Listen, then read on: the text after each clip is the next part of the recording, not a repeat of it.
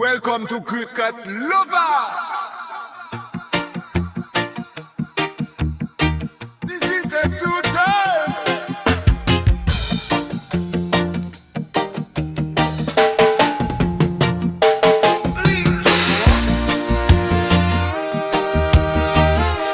Welcome to Cricket Lover. Ivan cricket වලට ආදරය කරන හැමෝටම සුබ දවසක් කියලා ප්‍රාර්ථනා කරනවා 2025 වසර අවසන් වෙන්න දවස් 3ක් පමණ ඉතුරුව තිබෙන්නේ මේ වසරේ අවසන් භාගයේ මේ channel එක ඇත්තටම පටන් ගත්තේ තවමත් channel එක subscribe කරලා නැති කවුරු හරි ඉන්නව නම් subscribe කරන්න කියලා ආරාධනා කරනවා ඉතාමත් ගෞරවයෙන් ඒ වගේම channel එකේ අපි දාන වීඩියෝ යාළුවන් අතර share කරන්න කියලා ආරාධනා කරනවා අඩුපාඩු මේ ගුණදොස් විවේචනය කරන්නත් කියලා ආරාධනා කරන ගමන් channel එකේ bell icon එක click කරලා තියාගන්න අපි වීඩියෝ එක ගෙනාවු සෙනින් ඔයාලට බලන්න. එහෙනම් අද දවසේ අපි නිමා වුණු ඕස්ට්‍රේලියා එංගලන්ත 4 වෙනි Boxing Day ටෙස්ට් තරගය සහ වසර ගණනාවකට වසර 27කට පස්සේ එංගලන්ත ක්‍රීඩකයෙකු ඕස්ට්‍රේලියානු බිමේදී එංගලන්ත වේගපන්දු තරගයේ වීරයා සම්මානය ලබා ගත්තා. ඒ ජොස්ටන්ගේ වික්‍රමය සහ නෙදර්ලෑන්ඩ්ගේ ආබාධ තත්ත්වයේ අලුත්ම තොරතුරු ගැන විමසා බලමු. ක්‍රිකට් ලොවේ තොරතුරු ගැන විමසා බලන ක්‍රිකට් ලොව.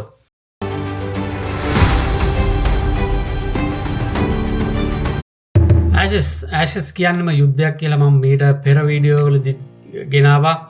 ඇෂස් තරඟාවලිය උණුසුම ක්‍රියාත්මක වෙද්දී තරඟාවලියේ පටන් ගන්න කලින් ඉඳලා දෙරටේ මාධ්‍ය දෙරටේ ක්‍රීඩකින් ඒ වගේම පසුගිය සමයේ ක්‍රීඩා කරපු ජේෂ්ඨීන් විවිධ මතිමතාන්තර දරපු තරඟාවලියක් මේ තරඟාවලිය ආරම්භයේ පටන්ම මේ තරඟාවලිය ආරම්භ වෙලා කොහොම වුණත් එංගලන්තය විවිධ චෝදනා කළ ඕස්ට්‍රේලියාවට පැට් කමින්ස් ජෝස් හසල්වුඩ් කියන ප්‍රධාන වේගපන්දියන්නන් දෙදෙනා සහ ඕස්ට්‍රේලියාවේ නිත්‍ය ආරම්භක පිළිකරුවෙක් නොමැතිව තමයි මේ තරඟාවලියට අවතීර්ණ වුණේ ඕස්ට්‍රේලියාව සැබවින්ම අත්දැකීම් සපිරි ක්‍රීඩකයන් ලෙස හිටියේ මිචෙල් ස්ටාර්ක් ස්ටිව් ස්මිත් මානස් ලබුෂන්ගේ උස්මාන් කවාජා සහ ඇලෙක්ස් කේරි යම් තරමක් අත්දැකීම් තියෙන ක්‍රීඩකින් ලෙස හිටියේ. නමුත් ඔවුන් කිව්වේ මේ ලාබාල කණ්ඩායමක් එක්ක ජයක් තරඟ වැදිලා එංගලන්තයට පහසු තරඟාවලි ජයග්‍රහණයක් අත් කර ගැනීමේ අවස්ථාව ඉඩහසර වෙන් වෙලා තියෙනවා කියලා එංගලන්ත මාධ්‍ය සහ එංගලන්ත හිටපු සහ වත්මන් ක්‍රීඩකින් පවසවේ.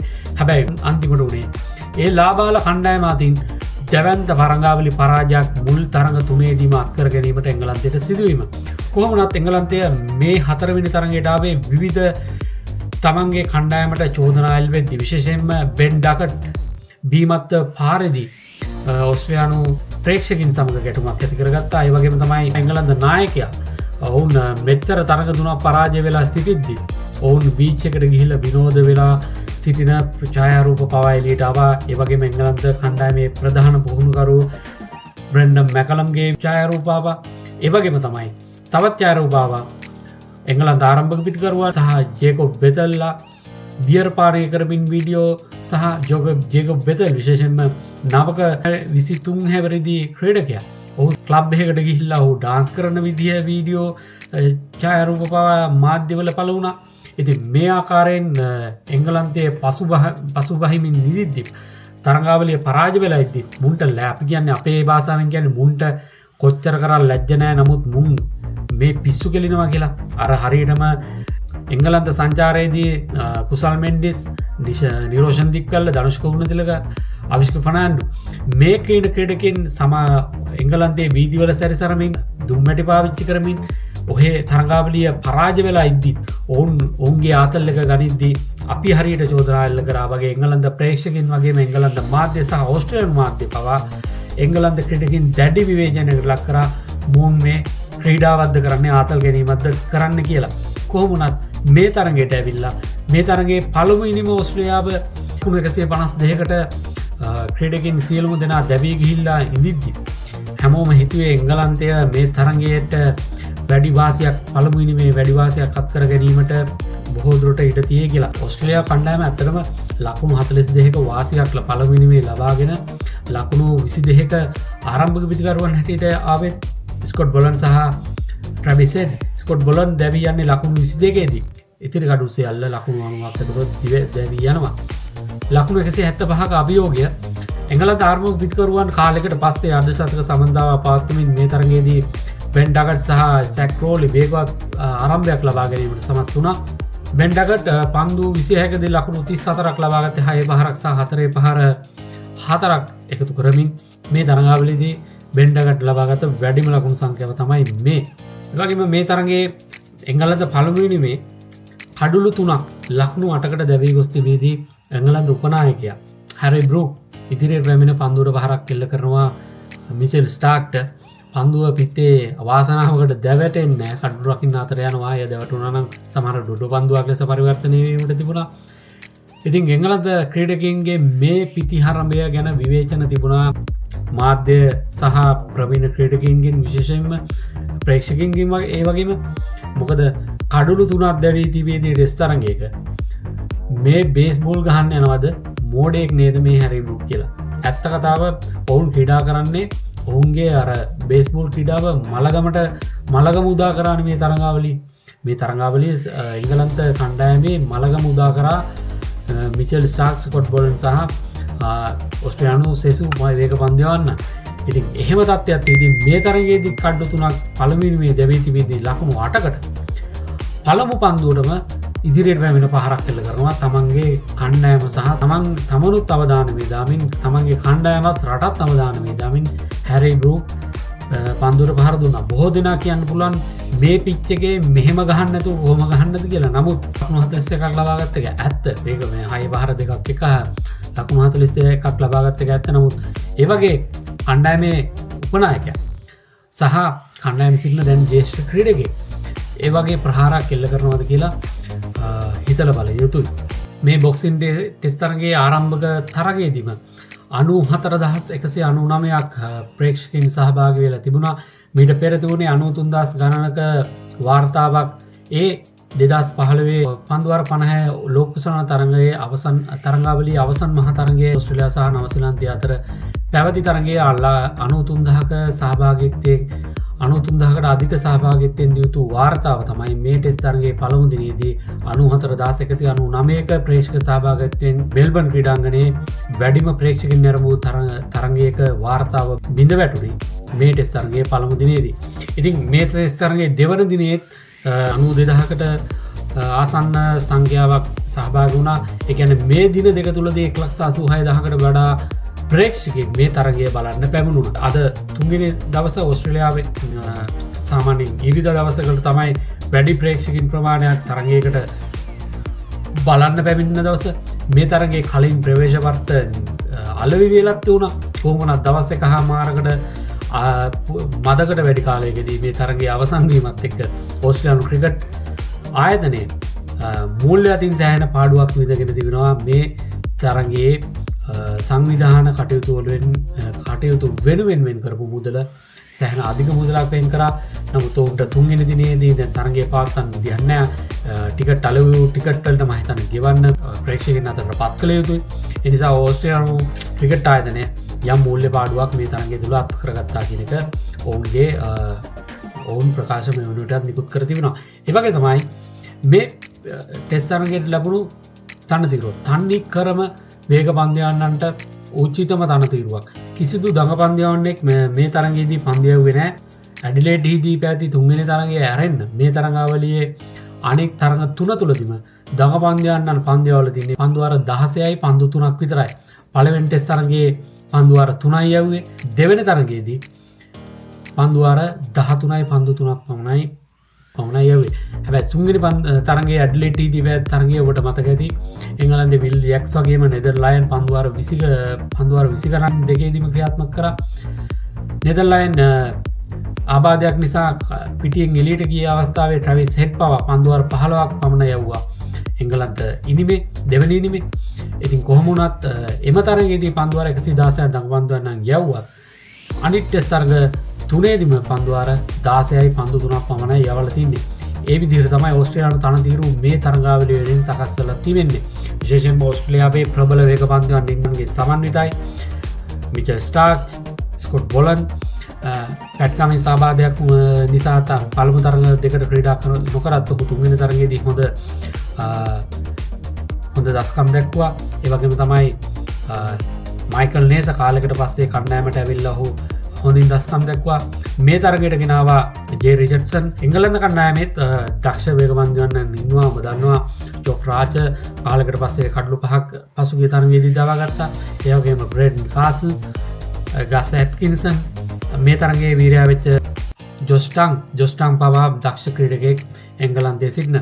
ඒවගේම තමයි බෙන් ස්ටෝක් නායක හැටියට සෑහෙන විශාල ආබාධයක් හේතුවෙන් නොවූ තුන්වෙනි තරගයේ යම්කිසි ආබාධයක් හේතුවෙන් අපහසුවෙන් පන්දුවට පහර දුන්නත් මේ තරගයේදී සහ ඊට පෙර තරගයේදීත් ඔහු සාර්ථක ලෙස පන්දු යැව්වා. කොහොම වුණත් දින 5468කට පස්සේ ඕස්ට්‍රේලියානු බිමේදී එංගලන්තය තරගයක් ජයග්‍රහණය කිරීමට සමත් වුණා. ඒ 2011 වසරේ තමයි ඔවුන් අවසන් තරගයේ අවසන් වරට ජයග්‍රහණය කරලා තිබෙන්නේ ඕස්ට්‍රේලියාවේදී සිඩ්නි ක්‍රීඩාංගණයේ පැවති ටෙස්ට් තරගයෙන් ඔවුන් ජයග්‍රහණය කරලා තිබුණා. 2011න් පස්සේ මේ තාක් කාලය තුල ටෙස්ට් තරග 18ක් එංගලන්තයේ ඕස්ට්‍රේලියාවේදී තරඟ කර තිබෙනවා. ඉන් 16ක්ම පරාජය වෙලා තිබෙනවා. අවුරුදු 113කට පස්සේ තමයි ඒ වගේම දවස් 2කින් ටෙස්ට් තරගයක් අවසන් වෙලා තිබෙන්නේ. ඒ වගේම මේ තරගයේ කිසිම ඉනිමක අර්ධ ශතකයක් වාර්තා වුණේ නැහැ. 1932කින් පස්සේ තමයි ඕස්ට්‍රේලියාවේදී අර්ධ ශතකයක් නැතුව අවසන් වෙච්ච මේ තරගයේ ඉතිහාසගත වන්නේ. ඒ කියන්නේ අවුරුදු 93කට පස්සේ අර්ධ ශතකයක්වත් නැතුව තරගයක් හමාර වෙනවා ඕස්ට්‍රේලියාවේදී. ඒ වගේම එය ලෝකේ අර්ධ ශතකයක් නැතුව අවසන් වුණු පස්වන ටෙස්ට් තරගයක් ලෙස ඉතිහාසගත වෙනවා. MCG බොක්සින් ඩේ ටෙස්ට් තරගයට තරගේ වීරයා වෙන ක්‍රීඩකට මුල්ක් මෙඩල් හම්බෙනවා. ඒ කියන්නේ මුල්ක් මෙඩල් එක 2020 වසරේ තමයි හඳුන්වලා දුන්නේ. මුල්ම 2020 වසරේ එම මෙඩල් එක ගන්න සමත් වුණේ අජින්ගේ රහනේ ඉන්දියානු කණ්ඩායම. ඊට පස්සේ පිළිවෙලින් ඩේවිඩ් වෝනර්, පැට් කමින්ස් දෙවතාවක් සහ මේ වතාවේ ජොස් ටංක් සමත් වුණා එම මෙඩල් එක ගන්න. ජොස්ටංක් 1998 වසරෙන් පස්සේ ඩීන් හෙඩ්ලි එංගලන්ත වේගපන්දුවන්නන්ගේ පස්සේ ඕස්ට්‍රේලියාවේදී තරගයේ වීරයා වුණ පළමු ක්‍රීඩකයා ලෙසත් ඉතිහාසගත වුණා. ඒ වගේම තමයි ජොස්ටන්ගේ පළවෙනි කඩුළු 5ක ඉනිමක කඩුළු 5ක් දවාගත්තේ පළවෙනි වතාවට. ඉතින් ජොස්ටන් ඉතිහාසගත වෙනවා අවුරුදු 27කට පස්සේ. එංගලන්ත ක්‍රීඩකයෙක්, එංගලන්ත වේගමන්දයනු ක්‍රීඩකයෙක් ඕස්ට්‍රේලියානු බිමේදී තරගයේ වීරයා වෙච්ච පළවෙනි අවස්ථාව. අවසානයේ එංගලන්ත ජයග්‍රහණය කරා. තරගාවලිය මේ වන විට 3ට 1ක් ලෙස දැනටමත් ඕස්ට්‍රේලියාව ජයග්‍රහණය කරලා තිබෙන්නේ. මීළඟ තරගය ජනවාරි 4 වන ලබන ඉරිදා ආරම්භ වීමට නියමිතයි සිඩ්නි ක්‍රීඩාංගණයේදී. මේ කතාව ආබාධයට ලක් වෙලා ඉන්න නේතන් ලයන් සහ ටිම් ඩේවිඩ් ගැන.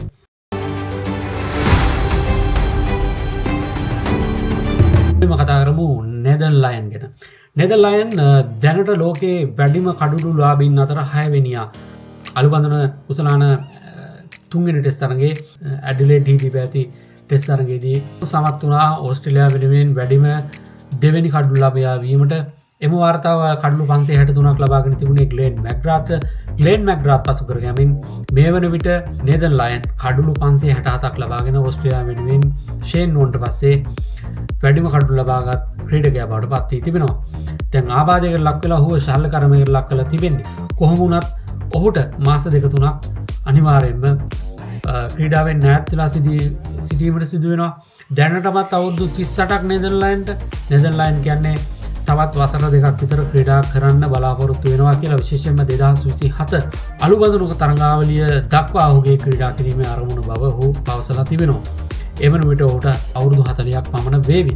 ඉතින් අවුරුදු 40ක් කියන්නේ ක්‍රීඩකයෙක්ගේ අවසාන කාලය. ඔහුට සමහර විට බලාපොරොත්තුවක් ඇති ලෝකයේ වැඩිම කඩුළු ලාභීන්ගේ 4 වෙනි තැනටවත් පත් වීමට ඔහුට ඒක නම් කරන්න පුළුවන්. මොකද ඔහුට ලෝකයේ වැඩිම කඩුළු ලාභියා වීමට 4 වෙනියා වීමට තවත් කඩුළු 52ක් පමණයි අවශ්‍ය වන්නේ. ඒ නිසා ඔහු ආබාධයෙන් පස්සේ බොහෝ දුරට මේ අවුරුද්දේ මැද වෙනකම් මම හිතන්නේ ජූලි වෙනකම් ඕස්ට්‍රේලියාවට ටෙස්ට් තරගයක් නැහැ. විශේෂයෙන්ම ICC 2020 ලෝක සුනාන එනවා. ඊට පස්සේ IPL තරගාවලිය. ඒ වනතේ කොන්ට ටෙස්ට් තරග නැහැ. ඉන් පසුව කොන්ට තවත් ටෙස්ට් තරගාවලි කිහිපයක්ම තිබෙනවා. ඉතුරුව තිබෙනවා. ඒ නිසා නෙදර්ලයින් බොහෝදුරට සුවේ ලබලා එම ටෙස් තරඟාවලි වලදී සාර්ථක දස්කම් දැක්වොත් මේ කඩ්ඩු 52 ලබාගෙන ලෝකයේ 4 වෙනියා වෙන්න නම් පුළුවන්. හැබැයි ලෝකයේ 3 වෙනියාවත් ලෝකයේ 2 වෙනියාවත් වෙන්න ඔහුට අවස්ථාවක් ලැබෙන්නේ නැහැ. මොකද 142ක් අවශ්‍ය වෙනවා ෂේන් වෝන් පසු කර යන්න නම්. 142ක් නම් ඔවුන්ට මේ ඔහුට මේ වසර දෙක තුන නම් ඔහුට ලබා ගන්න කොහොමදත් අවස්ථාවක් නැහැ. ඒ නිසා බොහෝ දුරට නෙදර්ලයින් ක්‍රීඩාවෙන් සමුරුගෙන තව අවුරුදු දෙකක් ක්‍රීඩා කරොත් ඔහුට ලෝකයේ වැඩිම කඩුල්ලාවින් අතර 4 වෙනි තැන නියත වශයෙන්ම ගන්න පුළුවන්. නෙදර්ලයින් ටෙස්ට් තරම් දිනාගත්තේ ශ්‍රී ලංකාවේදී ගාල්ලේදී 2011 වසරේදී ඔබට මතක ඇති. ඔහු පළමු පන්දුවෙන්ම කුමාර සංගක්කාර දවාලමින් සිය ජාත්‍යන්තර ටෙස්ට් කඩුළු දඩයීම ආරම්භ කරා. පළමු පන්දුවෙන්ම කඩුල්ලක් දබාගත්ත වගේම ඔහු පළමු ඉනිමේදීම කඩුළු 5ක් දබා ගැනීමට සමත් වුණා. එතෙන් පටන් මේ දක්වා ඕස්ට්‍රේලියානු කණ්ඩායමේ ස්ථිර ක්‍රීඩකයෙකු ලෙස ක්‍රීඩා කරන නෙදර්ලයින් මේ දක්වා ටෙස්ට් තරඟ 141කදී කඩුළු 567ක් දවාගෙන තිබෙනවා. ඔහුගේ හොඳම පන්දුවම කියවෙන්නේ කඩුළු 8ක් ලකුණු 50කට ඉන්දියාවට එරෙහිව 2017 වසරේදී ලබාගත් දස්කම සමගින්. ඒ වගේම ඔහු කඩුළු 8ක් ලකුණු 64කට දවාගෙන තිබෙනවා 2023 දී. ඒත් ඉන්දියාවට එරෙහිව ඔහුගේ තුන්වෙනි හොඳම පන්දුවමක් තිබෙන්නේ කඩුළු 7ක් ලකුණු 4කට ලකුණු 94කට ඒ 2013 වසරේ එයත් ඉන්දියාවට එරෙහිවම තමයි. නෙදර්ලයින් මේ දක්වා කඩුළු 5 බැගින් ලබාගත් අවස්ථා 24ක් සහ තරඟයක කඩුළු 10ක් ලබාගත් අවස්ථා 5ක් තිබෙනවා. ඔහුගේ කඩුල්ලක් දවා ගැනීමේ සාමාන්‍ය 30ක් නෙදර්ලයින්ගේ ටෙස්ට් ක්‍රිකට් පන්දුවේ වාර්තා ඔන්න ඔහොමයි කියවෙන්නේ. ටිම් ඩේවිඩ් ඕස්ට්‍රේලියානු කණ්ඩායමේ ප්‍රහාරාත්මක පිතිකරුවා ආබාධයකට ලක් වුණා බිග් බෑෂ් තරඟාවලිය ක්‍රීඩා කරමින් සිටියේදී ඔහු ක්‍රීඩා කරන්නේ හොබර්ට් හොරිගන්ස් කණ්ඩායම. හොබර්ට් හොරිගන්ස් කණ්ඩායම වෙනුවෙන් පන්දුව 26කදී ලකුණු 40ක් ලබා තිබියදී ආබාධයකට ලක් වුණා. ඔහු ඒ අනුව පිටියෙන් ඉවත් වීමට සිදු වුණා. ඔහුට මේ වසර තමයි ටිම් ඩේවිඩ්ගේ සාර්ථකම 2020 වසර කිව්වොත් නිවැරදි. ඔහු ආබාධයකට ලක් වුණා IPL තරඟාවලියේදී. IPL තරඟාවලියේ ආබාධයෙන් පස්සේ ඔහු කොදෙව් තරඟාවලිය තරඟ 5කින් සමන්විත කොදෙව් ඕස්ට්‍රේලියා තරඟාවලියට ක්‍රීඩා කරා. එහිදී ඔහු තරඟ 3ක් පමණයි ක්‍රීඩා කරේ. එම තරඟයේ ඔහු සහභාගී වෙච්ච පළමු තරඟයේදී ඔහුට පන්දුවට පහර දීමට හැකියාවක් ලැබුණේ නැහැ. ඔහු ආබාධයෙන් පස්සේ මුහුණ දුන්න පළමු ඉනිමේදී ශතකයක් රැස් කළා. බටහිර ඉන්දිය කොදෙව්වන්ට එරෙහිව නොදැවී ශතකයක් රැස් කරා. පන්දු 37කදී ශතකය රැස් කරේ 6 පහරවල් 11ක් 4 පාර 6ක් සමගින් ඕස්ට්‍රේලියානු කණ්ඩායම ලකුණු 215ක ඉලක්කයක් හඹා ගියේ යන විට ඕස්ට්‍රේලියානු කණ්ඩායමේ කඩුළු 4ක් ලකුණු 87කට බිඳ වැටී තිබේදී. ටිම් ඩේවිඩ් මේ වසරේ පැවති ඔහුගේ තරඟ ආබාධයෙන් පස්සේ ඔහු ක්‍රීඩා කරපු තරඟ අතරේ ශතකයක් සහ ශතක 3ක් ලබා ගත්තා. ඒ වගේම තමයි ඔහු දකුණු අප්‍රිකාව සමගින් පැවති තරඟාවලියේ වීරයා සම්මානය ලැබුවේ ටිම් ඩේවිඩ්. එනිසා ටිම් ඩේවිඩ් මේ ආබාධය ඔවුන්ට ලෝකුසාන්ට සංජීතයට ඔහුට ඇතුළත් වෙන්න බැරුණත් ඔස්ට්‍රේලියාවට සෑහෙන ලොකු පාඩුවක් බවට පත් වෙනවා. ශ්‍රී ලංකාවේ හිටපු වේගපන්දු යවන ක්‍රීඩක ධම්මික ප්‍රසාද් ඇමරිකාවේ වේගපන්දු යවන පුහුණුකරු හැටියට පත් කර තිබෙනවා. ඔහු ඒ වගේම සහය පුහුණුකර ධූරයේද ඔහුට හිමි වනවා. යනුව ඔහු සහය පුහුණුකරු සහ වේගපන්දු යවන පුහුණුකරු හැටියට එළඹෙන 2020 ලෝකුසානයේ සිට ඇමරිකානු කණ්ඩායමේ වගකීම බාර ගැනීමට නියමිතයි. ඔස්ට්‍රේලියානු හිටපු වේගපන්දු යවන ක්‍රීඩක බ්‍රෙට් ලී ඔස්ට්‍රේලියානු ක්‍රිකට් කීර්තිනාම එහෙමත් නැත්නම් ඔස්ට්‍රේලියානු ක්‍රිකට් හෝල් ඔෆ් ෆේම් ලැයිස්තුවට ඇතුළත් කර තිබෙනවා. ඔහුගේ වේගය ක්‍රිකට් ක්‍රීඩාවේ දිගු කලක් රැඳ සිටීම සහ ක්‍රීඩාශීලීත්වය මගින් අර්ථ දක්වා ඇති කැපී පෙනෙන ජාත්‍යන්තර වෘත්තීය ජීවිතය හඳුනා ගනිමින් මෙම ලැයිස්තුවට ඇතුළත් කර තිබෙනවා. බ්‍රෙට් ලී 1999 සිට 2012 දක්වා සියලුම ආකෘතීන් හරහා ඕස්ට්‍රේලියාව නියෝජනය කළ අතර ටෙස්ට් තරඟ 76කදී කඩුළු 310ක් ලබා ගැනීමද සුවිශේෂී වෙනවා. එක්දින ජාත්‍යන්තර තරඟවලදී තරඟ 221කදී කඩුළු 380ක් ලබා ගනිමින් බ්‍රෙට් ලී ඕස්ට්‍රේලියාව වෙනුවෙන් වැඩිම කඩුළු ලාභීන් අතර සමතැන්ගෙන තිබෙනවා. ග්‍රේන් මැග්‍රාත් සමගින් වෙනේ තුන්වෙනි තැන සිටිනේ කඩුළු 291ක් ලබාගෙන ෂේන් වෝන් මිචෙල් ස්ටාර්ක් මේ තරඟ 130කදී කඩුළු 247ක් ලබාගෙන සිව්වෙනි තැන පසු වෙනවා. 2020 තරඟ ඔහු 25ක් පමණයි ක්‍රීඩා කර තිබෙන්නේ. 2019 5 වසරේ තමයි ඕස්ට්‍රේලියාවේදී තමයි 2020 තරඟ ආරම්භ වුණේ. ඔහු 2012 දක්වා වැඩිය සහභාගී වුණේ නැහැ. 2020 තරඟ 25ක් පමණයි ක්‍රීඩා කරේ. එහිදී කඩලු 28ක් ලබාගෙන තිබෙනවා. ආරම්භක බිග් බෑෂ් ලීග් ශූරතාව දිනාගත් සිඩ්නි සික්සර්ස් කණ්ඩායමේ සමාජිකයෙක් වෙනවා බ්‍රෙඩ්ලි. ඕස්ට්‍රේලියාවේ ක්‍රිකට් ආධිපත්‍ය යුගයේ ලී තීරණාත්මක කාර්යභාරයක් ඉටු කරා ඔබට මතක ඇති. 2003 වසරේදී ඔහු ශූරතාවයේ දිනාගත් ඕස්ට්‍රේලියානු කණ්ඩායමේ ක්‍රීඩකයෙක් වෙනවා. 60 කිලෝමීටර් 160ක වේගයෙන් පන්දියා ඇති ඔහු ඕස්ට්‍රේලියාව වෙනුවෙන් සියලු ආකෘතින් වල කඩලු 700කට වඩා ලබාගෙන ජාත්‍යන්තර වෘත්තීය අවසන් කළා. 2006දී බෙට්ලි වසරේ විස්ටන් ක්‍රීඩකයා ලෙස නම් කරන ලද අතර 2008 වසරේදී ඕස්ට්‍රේලියානු ටෙස්ට් ක්‍රීඩකයා ලෙස පිළිගැනීමට ලක් වූ අතර කීර්තිමත් ඇලන් බෝඩර් පදක්කමද ඔහු හිමි කරගත්තා. අද දවසේත් ක්‍රිකට් ලෝකයේ තොරතුරු විමසා බැලූ ක්‍රිකට් ලොව හා සම්බන්ධ ඔබ සැමට බොහොම ස්තුතියි. යන්න කලින් නැවතත් මතක් කරනවා channel එක subscribe කරන්න. subscribe කරලා bell button එක click කරලා තියාගන්න අපේ වීඩියෝ එකක් දාපු සැනින්ම ඔබට බලන්න පුළුවන් වෙන්න. එහෙනම් ගිහිල්ලා එන්න සුවදායි සතියන්තයක් ප්‍රාර්ථනා කරනවා ඔබ සැමට. ජයෙන් ජයම වේවා.